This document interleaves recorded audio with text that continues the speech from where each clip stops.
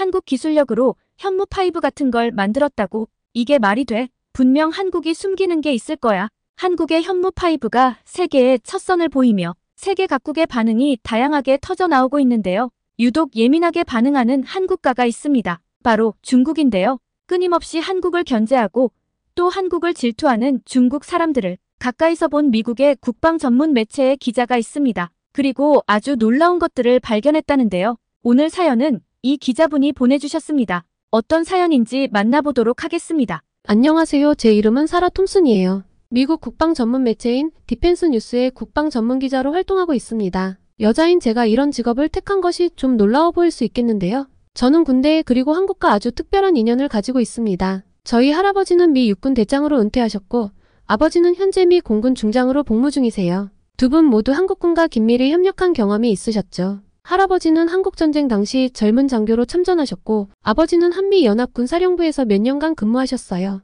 그래서 저는 어릴 때부터 군대와 국방에 대한 이야기를 많이 들으며 자랐어요. 특히 한국에 대한 이야기를 자주 들었죠. 두 분 모두 한국군의 전문성과 헌신에 대해 높이 평가하셨어요. 그래서인지 저도 자연스럽게 군사 문제, 특히 한미동맹에 관심을 갖게 됐죠. 그날 전 여느 때와 다름없이 기사 마감에 쫓기고 있었어요. 워싱턴 DC의 작은 아파트에서 노트북을 두드리며 마지막 문장을 완성하고 있었죠. 드디어 끝났네요. 그때 시계를 보니 벌써 새벽 2시였죠. 국방 전문 기자로 일하다 보면 이런 날이 많아요. 세계 곳곳의 군사 동향을 파악하고 전문가들과 인터뷰하고 때로는 위험한 지역까지 직접 가보기도 하죠. 힘들지만 저는 이 일이 정말 좋아요. 주방으로 향하던 그때 제 노트북에서 띵 하는 소리가 들렸어요. 호기심에 노트북으로 돌아와 이메일을 확인했어요. 발신인을 보고 저는 깜짝 놀랐죠. 중국 정보원에게서 온 메일이네요. 이 시간에 무슨 일이지? 첨부 파일을 열자마자 저는 숨을 들이켰어요. 극비 문서였거든요. 중국 군사 전문가들이 한국의 신형 미사일 현무5에 대해 작성한 보고서였죠.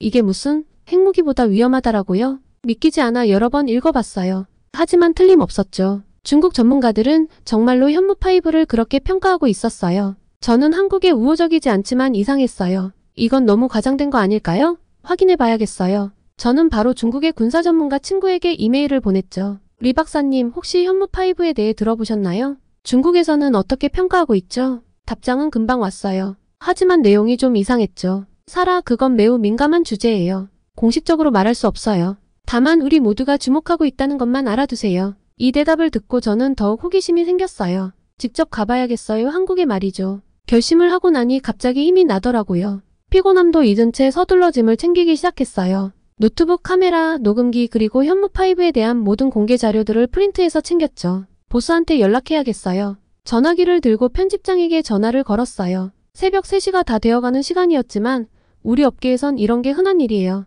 보스, 네, 사라예요. 죄송해요. 이렇게 늦게 전화드려서. 네, 중요한 일이에요. 한국의 신형 미사일 현무5에 대한 중요한 정보를 입수했어요. 네, 맞아요. 직접 가서 취재하고 싶어요. 네? 정말요? 감사합니다. 최대한 빨리 보고 드리겠습니다. 통화를 마치고 나서 저는 흥분을 감출 수 없었어요. 편집장이 바로 허락을 해주셨거든요. 이제 정말 한국에 가는 거예요. 드디어 큰 특종을 잡을 수 있을지도 몰라요. 서둘러 공항으로 향했어요. 다행히 새벽 비행기를 탈 수 있었죠. 비행기를 타는 동안에도 머릿속은 온통 현무5로 가득했어요. 대체 이 미사일이 뭐길래 중국을 이렇게 두렵게 만드는 걸까요? 비행기가 이륙하고 저는 노트북을 펴고 자료를 정리하기 시작했어요. 현무5에 대해 알려진 정보는 많지 않았죠. 한국이 독자 개발한 초음속 순항 미사일이라는 것 정도? 초음속이라 그래봤자 얼마나 빠를 수 있겠어요? 하지만 중국의 반응을 보면 분명 뭔가 특별한 게 있을 거예요. 저는 질문 목록을 적기 시작했죠. 현무5의 실제 속도는 얼마나 되나요?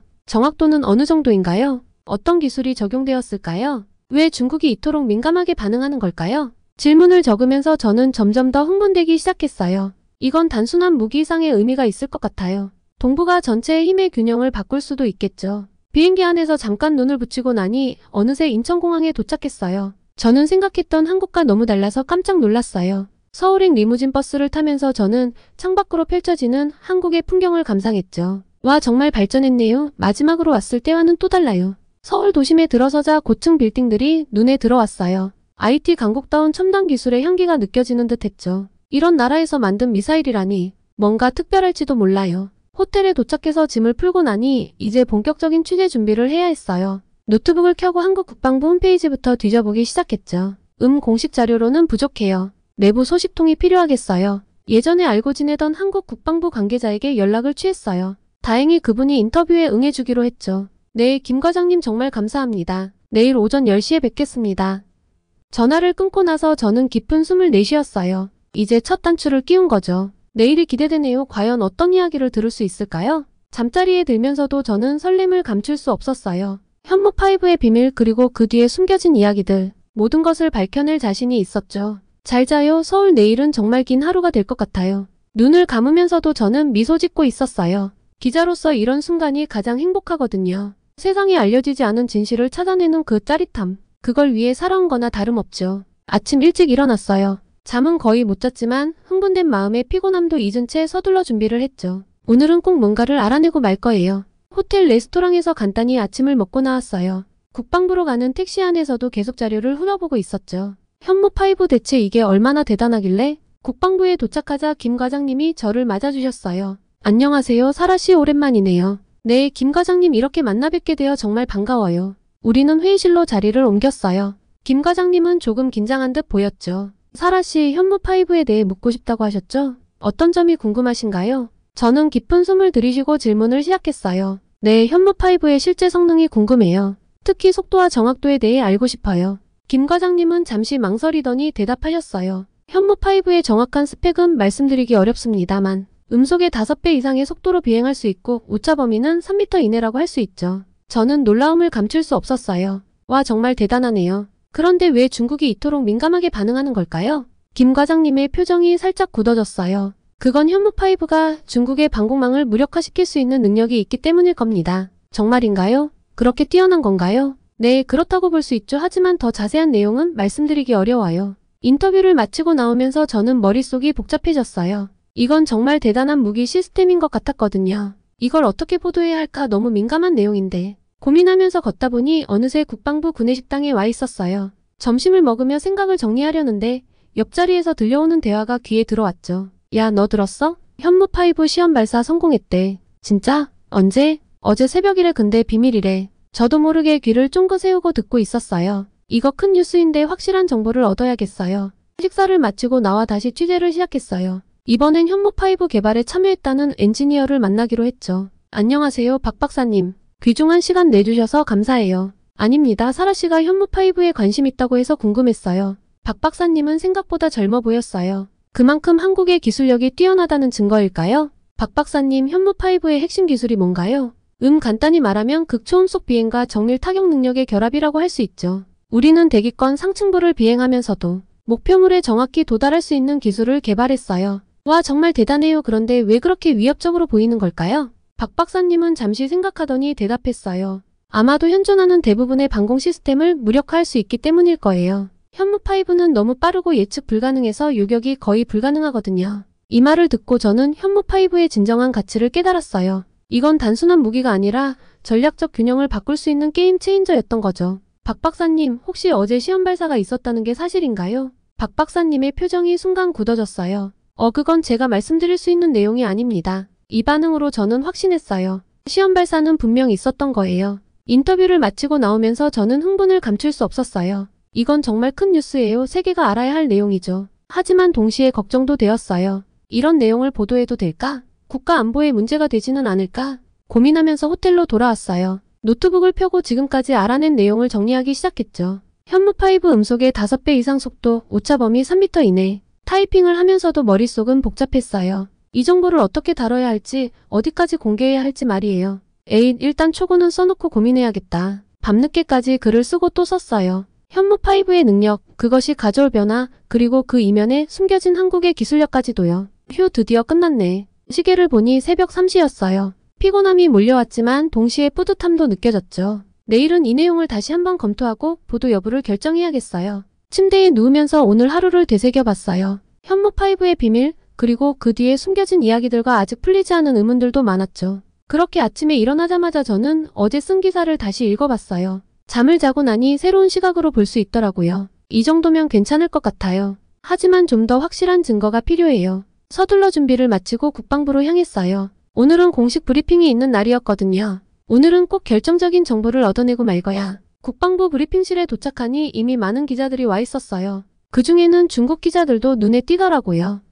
저 사람들은 뭔가 심상치 않아 보이네. 브리핑이 시작되고 국방부 대변인이 현무5에 대해 간단히 언급했어요. 현무5는 우리 군의 새로운 전략 무기로 그 성능과 능력은 세계 최고 수준입니다. 그 순간 중국 기자 한 명이 갑자기 일어나 소리쳤어요. 그게 말이 됩니까? 한국의 기술로 그런 무기를 만들 수 있다고 보기 어렵습니다. 순간 회의장이 술렁이기 시작했어요. 저도 깜짝 놀랐죠. 저건 뭐지? 왜 저렇게 공격적인 거죠? 대변인은 침착하게 대답했어요. 우리나라의 기술력을 과소평가하지 마십시오. 현무5는 순수 국내 기술로 개발되었습니다. 그러자 또 다른 중국 기자가 나서더라고요. 그렇다면 왜 구체적인 성능을 공개하지 않는 겁니까? 뭔가 숨기고 있는 게 아닙니까? 상황이 점점 격해지는 것 같아 저도 참지 못하고 일어났어요. 잠깐만요. 제가 한 말씀 드려도 될까요? 모두의 시선이 저에게 집중됐어요. 긴장됐지만 용기를 내어 말했죠. 저는 현무5 개발에 참여한 엔지니어들과 인터뷰를 했어요. 한국의 기술력은 이미 세계 최고 수준이에요. 반도체 디스플레이 기술을 보세요. 왜 미사일 기술은 안 된다고 생각하시는 거죠? 중국 기자들의 표정이 굳어졌어요. 그들은 서로 눈빛을 교환하더니 브리핑실을 빠져나갔죠. 브리핑이 끝나고 밖으로 나오는데 아까 그 중국 기자들이 모여서 이야기하는 걸 들었어요. 이대로는 안 돼. 어떻게든 현무5의 개발을 저지해야 해. 맞아, 경제적 제재를 가한다든가 하는 것도 필요하지 않을까? 저는 그 말을 듣고 충격을 받았어요. 저런, 이건 단순한 견제가 아니라 방해 공작이잖아요? 더 자세히 들으려고 했지만 그들이 저를 발견하고 말았어요. 당신 뭘 엿듣고 있는 거요? 저는 그냥 화장실을 찾고 있었어요. 겨우 그 자리를 빠져나와 밖으로 나왔어요. 머릿속이 복잡했죠. 이걸 어떻게 해야 하지? 보도해야 할까요? 아니면 당국에 알려야 할까요? 고민하면서 카페에 들어가 커피를 주문했어요. 그때 옆 테이블에서 들려오는 대화가 귀에 들어왔죠. 들었어? 중국에서 한국 제품 불매운동이 시작됐대. 응? 갑자기 왜? 뭔가 군사적인 이유 때문이래. 자세한 건 모르겠어. 저는 깜짝 놀랐어요. 벌써 시작된 거예요? 이렇게 빨리? 급하게 노트북을 켜고 뉴스를 찾아봤어요. 정말로 중국에서 한국 제품 불매운동이 시작됐다는 기사들이 보이더라고요. 이건 정말 심각한 상황이에요. 현무5 때문에 무역 전쟁까지 벌어질 수 있겠어요. 저는 서둘러 자료를 정리하기 시작했어요. 이 사실을 보도해야 한다는 생각이 들었거든요. 세계는 이 사실을 알아야 해요. 중국의 부당한 경제 보복을 그냥 넘어갈 순 없어요. 글을 쓰면서도 마음이 무거웠어요. 이 보도가 어떤 파장을 일으킬지 걱정되더라고요. 하지만 이건 제 의무예요. 진실을 알리는 게 기자의 일이니까요. 밤늦게까지 기사를 수정하고 또 수정했어요. 최대한 객관적으로, 하지만 진실은 명확히 드러나도록 노력했죠. 휴, 드디어 끝났네. 시계를 보니 새벽 2시였어요. 피곤함이 밀려왔지만 동시에 사명감도 느꼈죠. 이제 편집장님께 보내드려야겠어요. 그 전에 한 번만 더 검토해볼까? 다시 한번 기사를 읽어 내려갔어요. 현무5의 능력, 중국의 반응, 그리고 시작된 경제 보복까지요. 모든 내용이 사실에 근거했고 객관성을 유지하고 있었죠. 좋아요, 이 정도면 괜찮을 것 같아. 기사를 보내고 나서 침대에 누웠어요. 하지만 쉽게 잠이 오지 않았죠. 시차 탓인가 하고 한참 중얼거리다가 까무룩 잠이 들었습니다. 아침에 일어나자마자 휴대폰을 확인했어요. 밤새 수많은 알림이 와 있더라고요. 눈을 비비며 화면을 들여다봤죠. 어머, 이게 무슨 일이지? 제가 평소 보는 뉴스 사이트들의 놀라운 기사 제목들이 눈에 들어왔어요. 믿기지 않는 내용들이었습니다. 한국 비밀리에 핵무기 개발 완료. 현무5 사실은 핵탄 두 탑재 가능. 한국의 핵무장 동북아 평화 위협. 이게 대체 무슨 소리지? 어제까지만 해도 이런 얘기는 없었는데 머리가 복잡해졌어요. 어제까지 취재한 내용과는 완전히 다른 이야기였거든요. 현무5는 분명 재래식 무기였고 한국이 핵무기를 개발했다는 증거는 어디에도 없었어요. 이건 뭔가 잘못됐어. 확실히 확인해봐야겠어. 급하게 옷을 갈아입고 밖으로 나왔어요. 로비에 다른 기자들도 웅성거리고 있더군요. 저 뉴스 정말일까? 영국 기자가 프랑스 기자에게 물었어요. 설마, 하지만 저렇게 떠들썩하니 뭔가 있는 건 아닐까? 프랑스 기자가 대답했죠. 저는 기자들의 대화를 들으며 걱정이 되기 시작했어요. 이런 소문이 퍼지면 한국의 이미지에 큰 타격을 줄 수 있을 것 같았거든요. 서둘러 국방부로 향했어요. 가는 길에 여러 전문가들에게 전화를 걸어 상황을 파악하려 했죠. 박 박사님, 이 뉴스들 보셨어요? 정말인가요? 아니요, 사라씨, 그건 완전히 거짓 정보예요. 현무5는 재래식 무기이고 우리나라는 핵무기를 개발한 적이 없어요. 누군가 의도적으로 허위 정보를 퍼뜨리고 있는 것 같아요. 박 박사님의 말씀을 듣고 조금 안심이 됐어요. 하지만 동시에 더 큰 의문이 생겼죠. 그렇다면 왜 이런 거짓 정보를 퍼뜨리는 걸까요? 누구의 이익을 위해서죠? 글쎄요, 아마도 현무5의 개발을 저지하거나 한국의 이미지를 실추시키려는 세력이 있는 것 같아요. 조심하세요. 사라씨, 이건 단순한 오보가 아니라 정보전이에요. 박 박사님의 말씀을 듣고 등골이 서늘해졌어요. 이건 제가 생각했던 것보다 훨씬 더 복잡한 상황인 것 같았거든요. 다른 전문가들의 의견도 비슷했어요. 모두 이 뉴스가 허위라고 말하더라고요. 그리고 이런 정보 조작의 위험성에 대해 경고했죠. 국방부에 도착하니 이미 많은 기자들이 모여 있었어요. 입구부터 사람들로 붐비고 있었죠. 간신히 기자증을 보여주고 안으로 들어갔어요. 브리핑실은 이미 말 그대로 전쟁터였어요. 기자들이 서로 소리치며 질문을 던지고 있었고 국방부 관계자들은 당황한 표정으로 대응하고 있었죠. 대변인이 긴급 브리핑을 시작했어요. 이번 보도는 전혀 사실이 아닙니다. 우리나라는 핵무기를 개발한 적이 없으며 현무5는 순수한 재래식 무기입니다. 이는 악의적인 허위 정보이며 우리는 이를 유포한 세력에 대해 강력히 대응할 것입니다. 그때 한 중국 기자가 일어나 소리쳤어요. 그럼 왜 현무5의 정확한 성능을 공개하지 않는 겁니까? 뭔가 숨기고 있는 게 분명합니다. 다른 기자들도 가세했어요. 맞습니다. 왜 모든 것을 투명하게 공개하지 않는 거죠? 국제사회의 검증을 받아야 하지 않을까요? 상황이 점점 격해지는 것 같아 저도 참지 못하고 일어났어요. 심장이 빠르게 뛰기 시작했지만 이대로 진실이 왜곡되는 걸 볼 순 없었거든요. 잠깐만요. 제가 한 말씀 드려도 될까요? 순간 브리핑실이 조용해졌어요. 모두의 시선이 저에게 집중됐죠. 무척 긴장됐지만 용기를 내어 말했어요. 저는 현무5 개발 과정을 취재했어요. 국제 전문가들의 검증도 받았고요. 현무5는 분명 재래식 무기입니다. 핵무기와는 전혀 관계가 없어요. 그리고 정확한 성능을 공개하지 않는 것은 군사기밀 보호를 위해서입니다. 이는 어느 나라나 마찬가지예요. 잠시 정적이 흘렀어요. 그러다 한 한국 기자가 박수를 치기 시작했고 이내 다른 기자들도 동참했죠. 하지만 중국 기자들의 표정은 굳어 있었어요. 브리핑이 끝나고 밖으로 나오는데 한 한국 기자가 다가왔어요. 사라 씨 대단해요. 어떻게 그렇게 자신 있게 말할 수 있었어요? 사실을 알고 있으니까요. 그리고 이런 허위 정보가 퍼지는 걸 그냥 볼 순 없었어요. 우리 모두 진실을 추구해야 하지 않을까요? 그 기자는 고개를 끄덕이며 말했어요. 맞아요. 우리가 해야 할 일이죠. 근데 사라 씨 조심하세요. 이런 상황에서 진실을 말하는 건 위험할 수 있어요.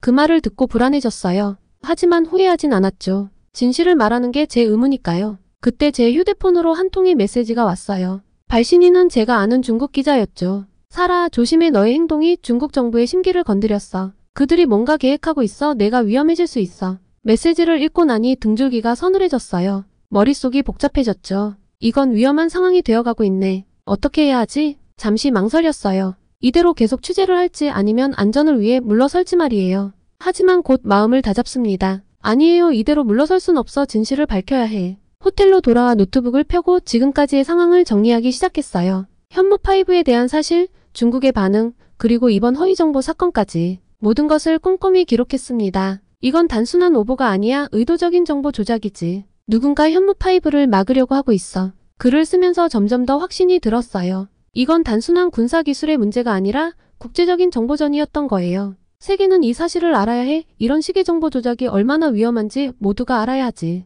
밤늦게까지 기사를 쓰고 또 썼어요. 모든 내용을 사실에 근거해 객관적으로 작성하려고 노력했죠. 현무5의 실제 성능, 핵무기 의혹의 허위성, 그리고 이런 정보 조작의 위험성까지 모든 것을 담으려고 했어요. 드디어 끝났네. 시계를 보니 새벽 3시였어요. 피곤함이 밀려왔지만 동시에 사명감도 느꼈습니다. 다시 한번 기사를 읽어 내려갔어요. 모든 내용이 명확하게 전달되고 있는지 꼼꼼히 확인했죠. 좋아, 이 정도면 괜찮을 것 같아. 기사를 보내고 나서 침대에 누웠어요. 하지만 쉽게 잠이 오지 않았죠. 오늘 있었던 일들이 계속 머릿속을 맴돌았습니다. 걱정도 되고 두렵기도 했어요. 그 중국 기자의 경고가 자꾸 떠올랐거든요. 하지만 한편으로는 더 큰 사명감을 느꼈습니다. 그렇게 아침 일찍 눈을 떴어요. 사실 제대로 잠을 이루지 못했죠. 어제의 사건들이 계속 머릿속을 맴돌았거든요. 오늘은 뭔가 결정적인 걸 찾아내야 해. 서둘러 준비를 마치고 밖으로 나왔어요. 오늘은 특별한 약속이 있었거든요. 중국 군부 내부 소식통과 만나기로 한 거예요. 카페로 향하는 동안 머릿속으로 질문들을 정리했어요. 이 소식통은 제가 오랫동안 신뢰해온 분이에요. 하지만 이번엔 상황이 너무 민감해서 걱정되더라고요. 카페에 도착해서 구석자리에 앉았어요. 약속 시간보다 30분 일찍 왔거든요. 긴장된 마음을 달래려 커피를 한 잔 시켰죠. 낯익은 얼굴이 카페로 들어왔어요. 리 씨였죠. 그는 조심스럽게 주위를 살펴보더니 제 테이블로 다가왔어요. 사라, 잘 지냈어? 네, 리 씨 와주셔서 감사해요. 위험을 무릅쓰고 오신 거 알아요. 리 씨는 고개를 끄덕이더니 작은 목소리로 말하기 시작했어요. 사라, 당신이 알고 싶어하는 게 뭔지 알고 있어. 현무5에 대해 우리 군부가 어떻게 생각하는지 맞소? 네, 맞아요. 정말 중국 군부가 현무5를 그렇게 위협적으로 보고 있나요? 리 씨는 잠시 침묵했어요. 그러더니 깊은 한숨을 내쉬었죠. 사실 우리 군부는 충격을 받았어. 한국의 기술 발전 속도가 우리의 예상을 훨씬 뛰어넘었거든. 저는 놀라움을 감추지 못했어요. 정말요? 그렇게까지요? 그로써 현무5의 성능이 우리의 최신 방공 시스템을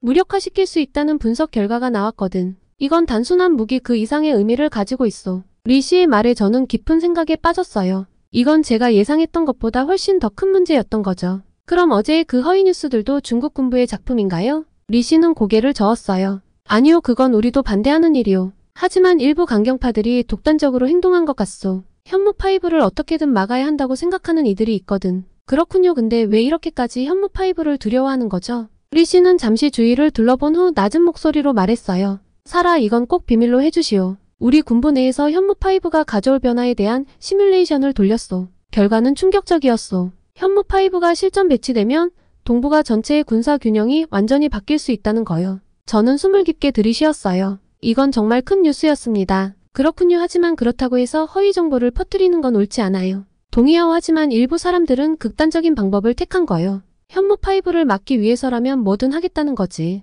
대화를 나누면서 저는 점점 더 큰 그림을 볼 수 있었어요. 이건 단순한 무기 개발의 문제가 아니었죠. 국제 정세, 군사 균형, 기술 패권, 그 모든 것이 얽혀있는 복잡한 상황이었어요. 리 씨, 솔직히 말씀해주세요. 현무5가 정말 그렇게 대단한가요? 한국의 기술력이 그 정도로 발전한 건가요? 리 씨는 잠시 망설이더니 대답했어요. 사라, 당신도 알다시피 나는 한국을 늘 무시해왔소. 기술력이고 뭐고 중국을 따라올 수 없다고 생각했지. 하지만 이번엔 달라요. 현무5는 정말 대단한 기술이요. 우리도 인정할 수밖에 없었소. 이 말을 듣고 저는 가슴이 뛰기 시작했어요. 이건 정말 중요한 증언이었거든요. 그럼 앞으로 중국은 어떻게 대응할 계획인가요? 글쎄, 공식적으로는 외교적 항의를 계속하겠지. 하지만 물밑에서는 현무5에 대항할 새로운 기술 개발에 전력을 다할 거요. 이미 시작됐을 거야. 대화를 마치고 카페를 나왔어요. 머릿속이 복잡했죠. 이 정보를 어떻게 다뤄야 할지, 어디까지 공개해야 할지 말이에요. 호텔로 돌아와 노트북을 펴고 지금까지 알아낸 내용을 정리하기 시작했습니다.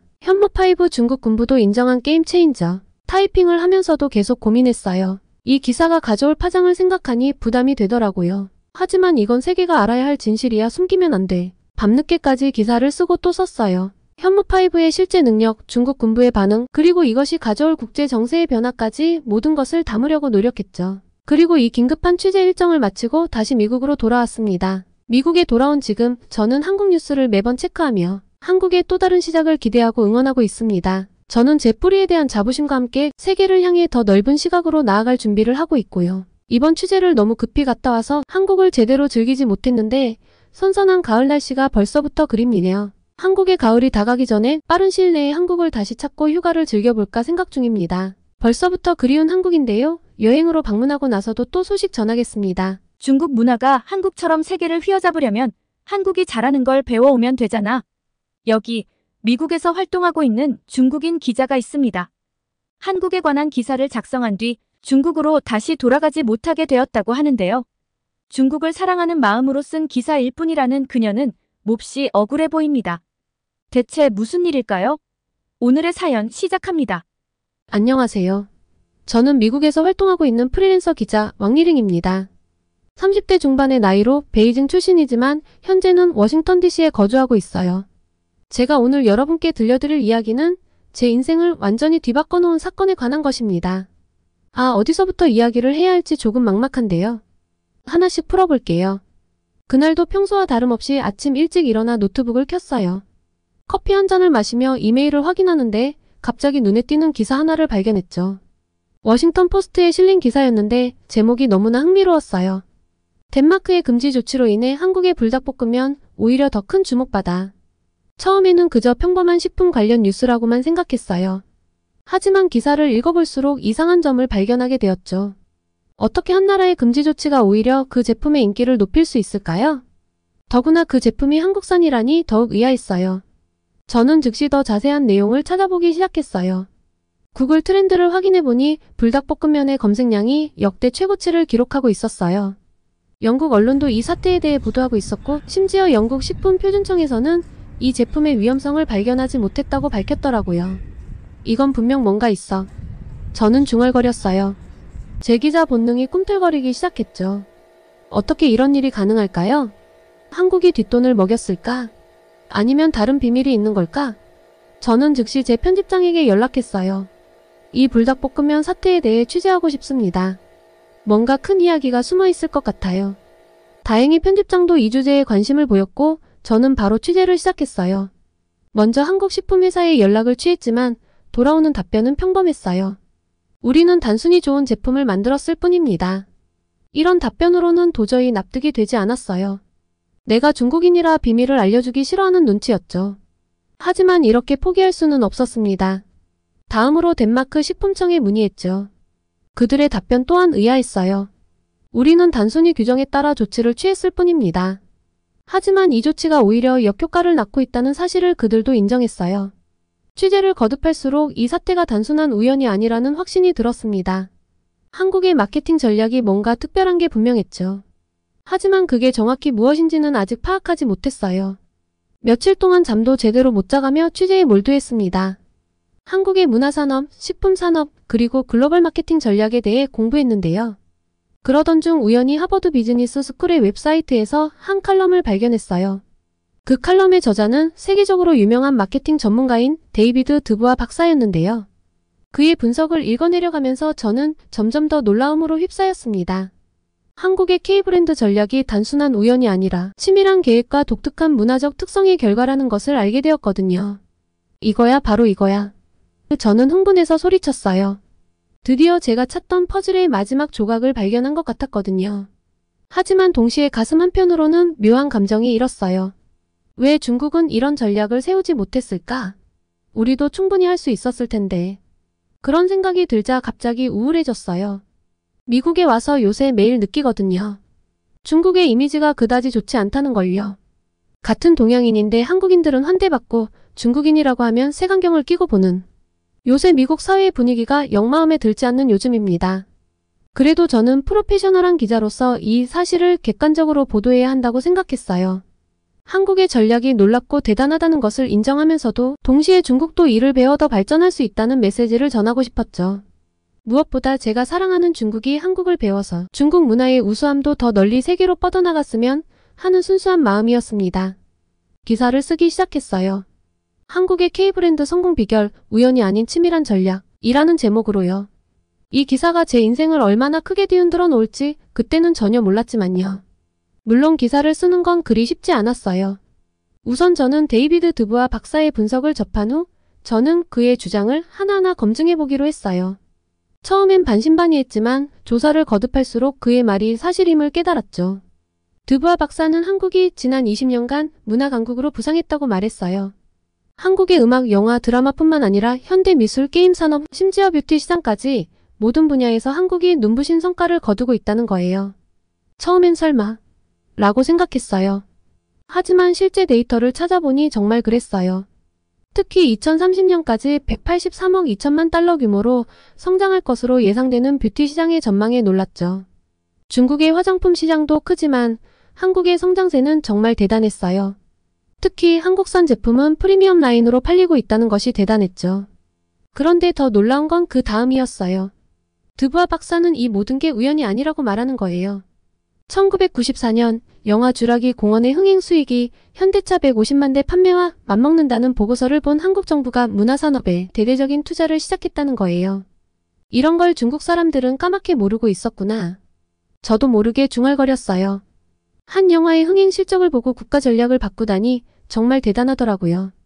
게다가 2022년 기준으로 한국 문화부의 예산이 60억 5천만 달러나 된다니 프랑스보다 30%나 많은 금액이라는 사실에 또 한 번 놀랄 수밖에 없었습니다.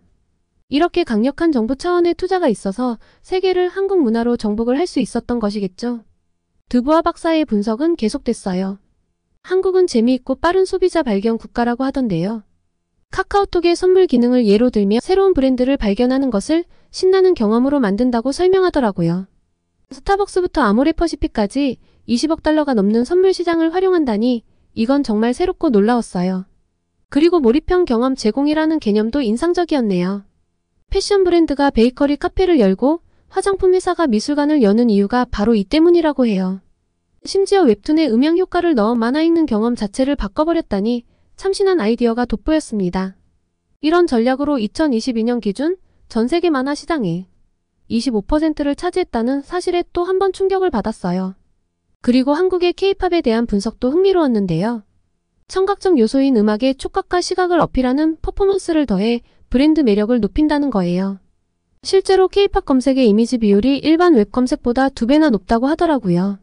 이래서 명품 브랜드들이 K-팝 스타들과 계약하는 거였군요. 중국의 C팝도 결코 뒤처지지 않는 멋진 능력자들이 있는데 이런 전략이 없으니 세계로 나가지 못하는 것이 아닐까 싶었습니다. 여기에 한 몫을 더해 한국 기업들의 실험 정신까지 기여를 했더라고요. 서울이 전 세계에서 가장 많은 팝업 스토어가 있는 도시라는 사실도 처음 알았죠.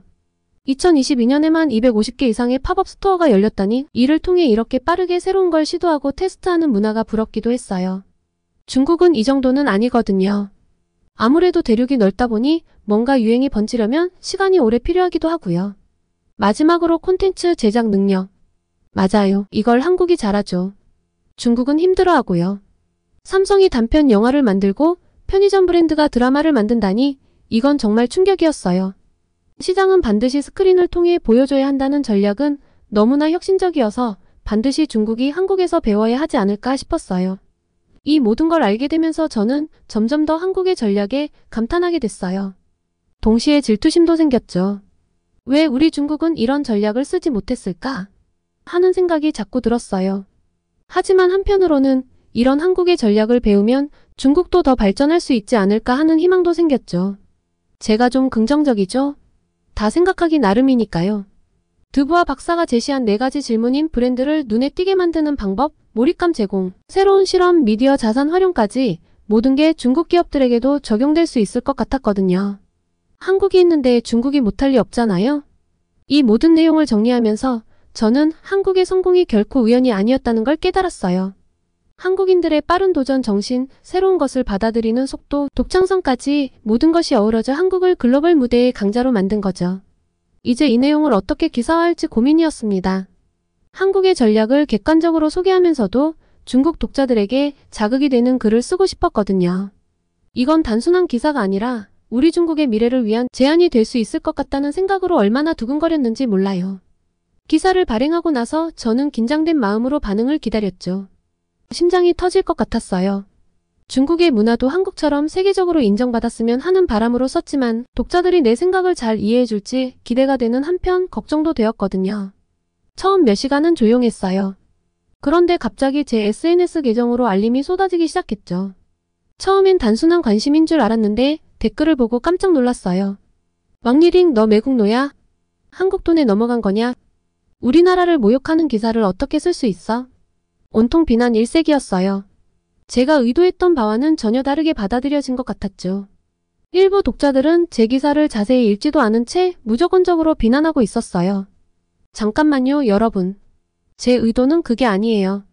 우리도 배울 점이 있다는 걸 말하고 싶었을 뿐이에요. 해명 댓글을 달았지만 상황은 더 악화됐어요. 배울 게 뭐가 있어? 우리 문화가 최고야. 한국은 중국이 없었으면 제대로 발전할 수도 없는 나라였다고. 그런데 한국을 배우라고 해? 너는 매국노야. 제 마음을 후벼 파는 댓글들이 계속 달렸어요. 댓글이 달리는 알람 소리가 쉼없이 울려 우선 휴대폰을 무음으로 바꿔놓았습니다. 심장이 벌렁거려서 숨을 제대로 쉴 수도 없었죠. 문제는 이 사태가 점점 더 심각해졌다는 것입니다. 누군가 제 개인정보를 SNS에 올리기 시작한 거예요. 저의 집 주소, 전화번호, 심지어 가족 사진까지 대체 어떻게 알고 이렇게 다 퍼뜨리는 건지 당황스럽게 그지없었어요. 제 의사와 상관없이 순식간에 제 사생활이 만천하에 공개됐죠. 전화벨이 쉴 새 없이 울렸어요. 모르는 번호에서 걸려오는 전화들은 엄청난 공포였습니다. 혹시나 해서 전화를 받아보면 욕설과 협박이 이어졌죠. 너 같은 배신자는 중국에 발도 들이지 마. 미국에 산다며? 미국 음식을 먹고 뇌가 어떻게 되어버린 거냐? 이메일함도 마찬가지였어요. 수백 통의 증오 메일이 쏟아졌죠. 심지어 제가 일하는 언론사로 항의 전화가 빗발쳤어요. 편집장님께서 저를 호출하셨죠. 리링 상황이 심각해. 당분간 휴가를 가는 게 어떻겠어? 그 말씀에 눈물이 났어요. 제가 잘못한 게 뭘까요? 단지 우리나라의 발전을 위해 쓴 기사였을 뿐인데 왜 제 순수한 애국심을 아무도 몰라줄까요? 집에 돌아와 인터넷을 보니 제 이름이 실시간 검색어에 올라 있더라고요. 매국노 왕리링이라는 해시태그가 트렌드였어요. 유명 연예인들까지 나서서 저를 비난하고 있었죠. 틱톡의 인플루언서들도 저를 원색적으로 비난하고 있었어요. 어떻게 이럴 수 있을까 한숨이 절로 나왔습니다. 제가 알던 중국 사람들이 맞나 싶었어요. 이성적인 토론은 찾아볼 수 없고 오직 감정적인 반응만 가득했죠. 며칠 동안 집 밖으로 나가지 못했어요. 창문을 열 때마다 누군가 지켜보고 있는 것 같은 환각에 시달렸습니다. 저와 굉장히 친했던 중국인 친구들에게 연락했지만 그들도 다른 사람들과 다를 바가 없었습니다. 대부분 네가 잘못했어라고 하더라고요. 그때 문득 드는 생각이 있었어요. 이게 바로 우리나라의 문제인가? 타국의 장점을 인정하고 배우려는 자세는 찾아볼 수 없고 무조건적인 애국심만 강요하는 분위기. 이래서 우리가 발전하지 못하는 건 아닐까? 점점 중국 사회에 대한 회의감이 들기 시작했어요. 제가 사랑하는 조국이었지만 이런 모습은 정말 실망스러웠죠. 비판적 사고나 건설적인 토론은 찾아볼 수 없고 오직 맹목적인 애국심만 강요하는 것 같았어요. 그러던 어느 날 한 통의 메일을 받았습니다. 익명의 독자였는데 당신 기사에 완전히 동의합니다. 우리도 변해야 해요. 하지만 지금 중국에서는 이런 말을 할 수 없어요. 현실을 알려줘서 감사합니다. 라고 적혀 있었죠. 그 메일을 읽고 울컥했어요.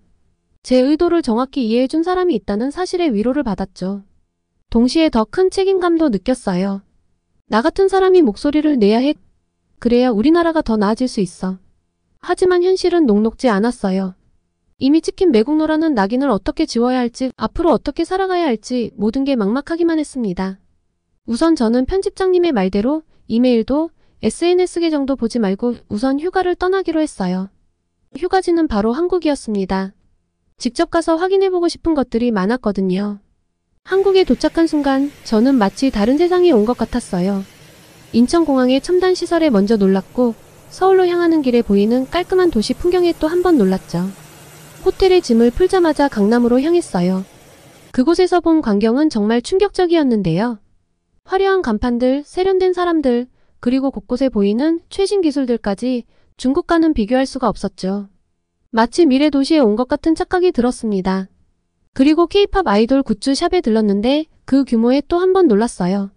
단순히 CD나 포스터를 파는 게 아니라 아이돌과 관련된 모든 것을 판매하고 있더라고요. 심지어 아이돌의 목소리로 알람을 설정할 수 있는 앱도 있었어요. 이게 바로 드부아 박사가 말한 몰입형 경험이구나 싶었죠. 그리고 길을 걷다 우연히 드라마 촬영 현장을 목격했는데 수많은 팬들이 모여 있었거든요.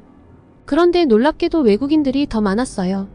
전 세계 사람들이 한국 드라마에 열광하는 모습을 직접 보니 한국 문화의 영향력을 실감할 수 있었죠. 저렇게 세계인에게 사랑받는 한국 문화가 그저 부럽기만 했습니다. 그리고 명동으로 이동을 했다가 저는 참 씁쓸한 광경을 보았습니다. 거리 곳곳에 화장품 가게가 있었는데 모든 매장이 사람들로 북적였어요. 특히 중국인 관광객들이 정말 많더라고요. 한 가게에 들어가 봤는데 직원이 중국어로 친절하게 응대해주는 모습에 놀랐어요. 중국에서 오셨어요? 이 제품 중국에서 정말 인기 많아요. 친절한 직원의 말에 괜히 마음이 따뜻해졌어요. 동시에 복잡한 감정도 들었죠.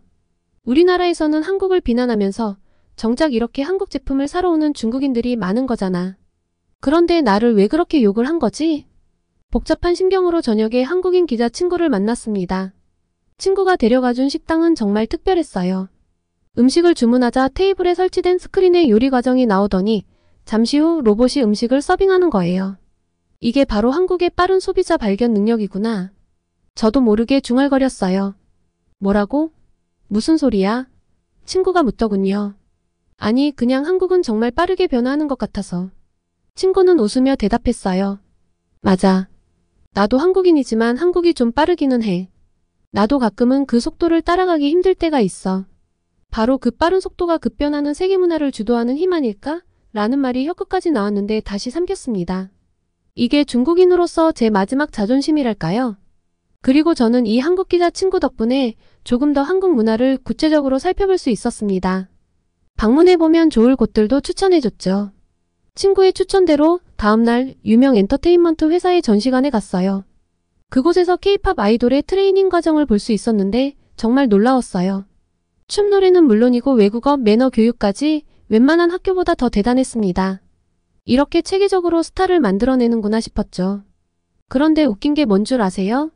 저는 미국에서보다 더 많은 중국인들을 한국에서 만났거든요. 제가 일부러 찾아다닌 게 아니라 거리를 걷다 보면 곳곳에서 중국인 관광객들을 볼 수 있었어요. 그들의 대화를 엿듣다 보면 재미있는 점을 발견할 수 있었죠. 야, 이거 정말 비싸다.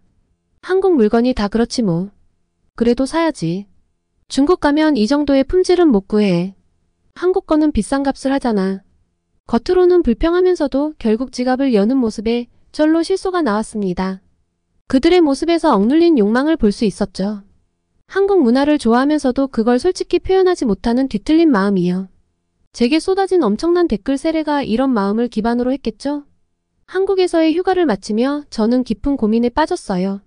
한국의 성공을 직접 목격하니 우리나라의 현실이 더욱 안타깝게 느껴졌거든요. 하지만 동시에 희망도 보였어요. 우리도 노력하면 이렇게 될 수 있지 않을까? 미국으로 돌아가는 비행기에 오르며 생각했어요. 이 경험을 어떻게 중국 사람들에게 전할 수 있을까? 어떻게 하면 그들의 마음을 열 수 있을까? 미국으로 가는 내내 한숨도 자지 못하고 생각해봤지만 뾰족한 수가 없었습니다. 그리고 제겐 또 하나의 문제가 남아 있었어요. 바로 언론사와의 계약이 끝나갈 시점이었거든요. 중국으로 돌아가야 할 시기가 다가오고 있었지만 마음은 복잡하기만 했죠.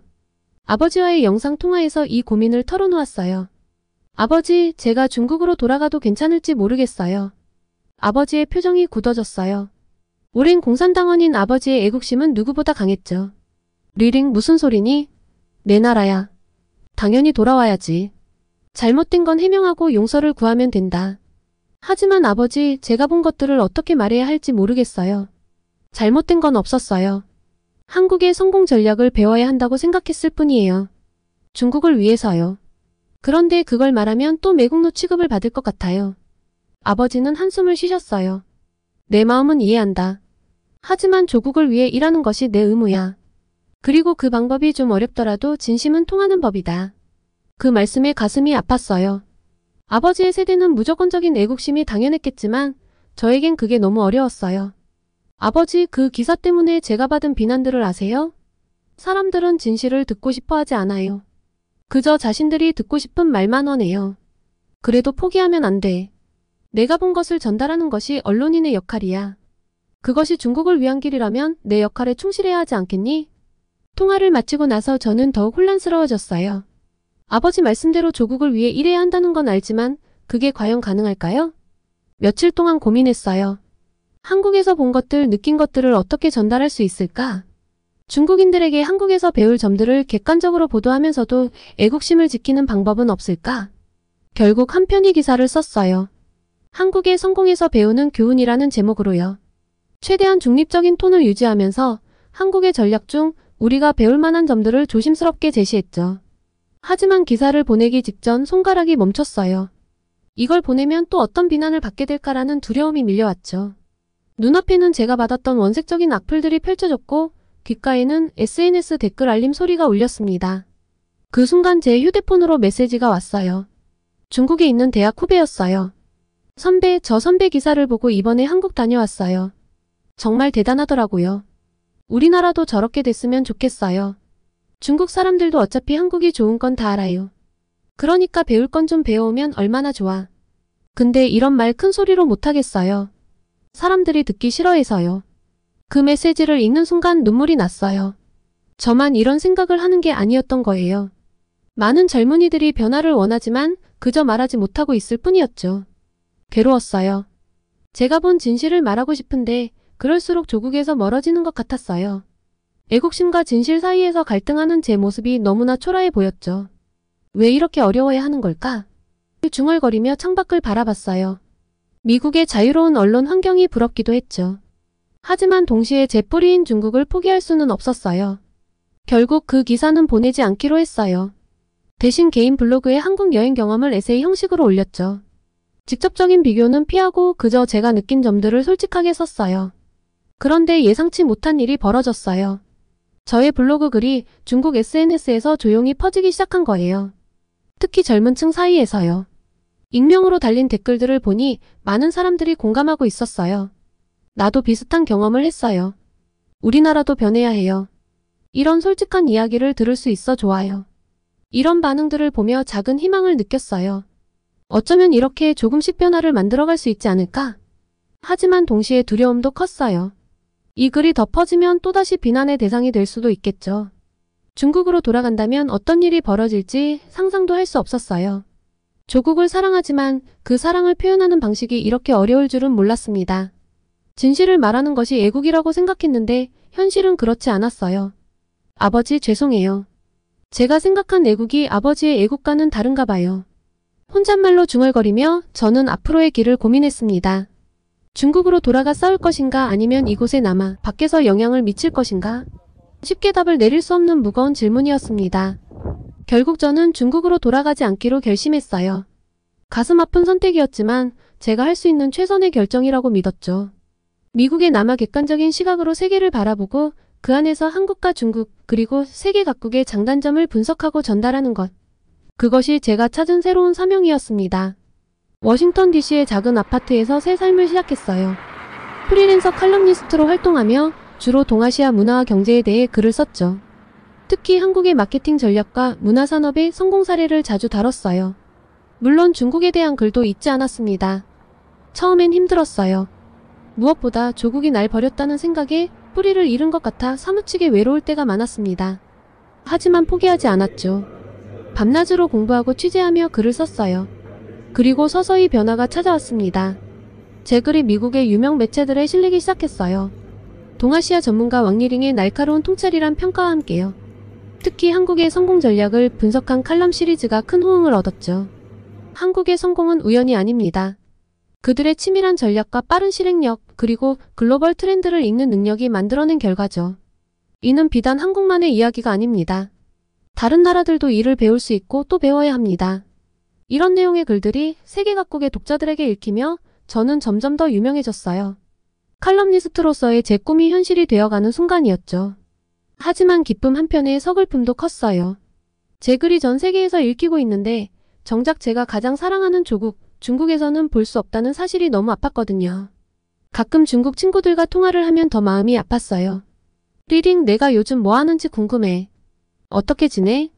글 쓰면서 잘 지내고 있어. 내 글 혹시 봤어? 아니, 못 봤어. 여기선 내 글을 볼 수가 없어. 이런 대화를 할 때마다 가슴이 찢어지는 것 같았어요. 내가 쓴 글로 세계의 독자들과 소통하고 있는데 정작 내 나라 사람들은 그걸 읽을 수 없다니. 어느 날 한미국 방송국에서 인터뷰 요청이 왔어요. 동아시아 전문가로서 한국과 중국의 문화산업을 비교해달라는 거였죠. 방송 중 앵커가 물었어요. 당신의 글이 전 세계적으로 주목받고 있는데 반해 중국에서는 볼 수 없다고 들었습니다.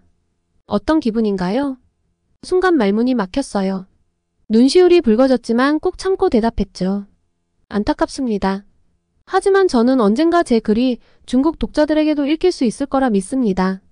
그때까지 계속해서 객관적이고 건설적인 글을 쓰겠습니다. 방송이 끝나고 집에 돌아와 거울을 봤어요. 눈가에 주름이 늘었더라고요. 미국에서의 삶이 결코 쉽지만은 않았다는 증거겠죠. 그래도 후회는 없어요. 제가 하는 일이 의미 있다고 믿기 때문이에요. 한국의 우수성을 세계에 알리는 동시에 중국의 발전 가능성도 함께 이야기하고 있으니까요. 때론 외롭고 때론 서글프지만 이것이 제가 택한 길이에요. 언젠가 제 글이 자유롭게 중국에서도 읽힐 그날을 꿈꾸며 오늘도 키보드 앞에 앉습니다. 새로운 칼럼을 시작하며 마음 한편으로는 조국을 그리워합니다. 그리고 다짐해요. 언젠가 꼭 내 글로 중국의 발전에 기여할 수 있기를 바랍니다. 너무나 부러운 한국분들, 제 이야기를 들어주셔서 감사합니다. 오늘은 한국 국군이 날 행사를 취재하며 한국의 국방력에 감탄을 금치 못한 미국 기자의 사연, 그리고 한류의 비밀을 밝혀낸 중국 기자의 사연을 전해드렸습니다. 오늘의 사연이 마음에 드셨다면 구독과 좋아요를 눌러주세요. 여러분의 구독과 좋아요는 계속해서 좋은 사연을 소개할 수 있는 힘이 됩니다. 이상 감동저장소였습니다.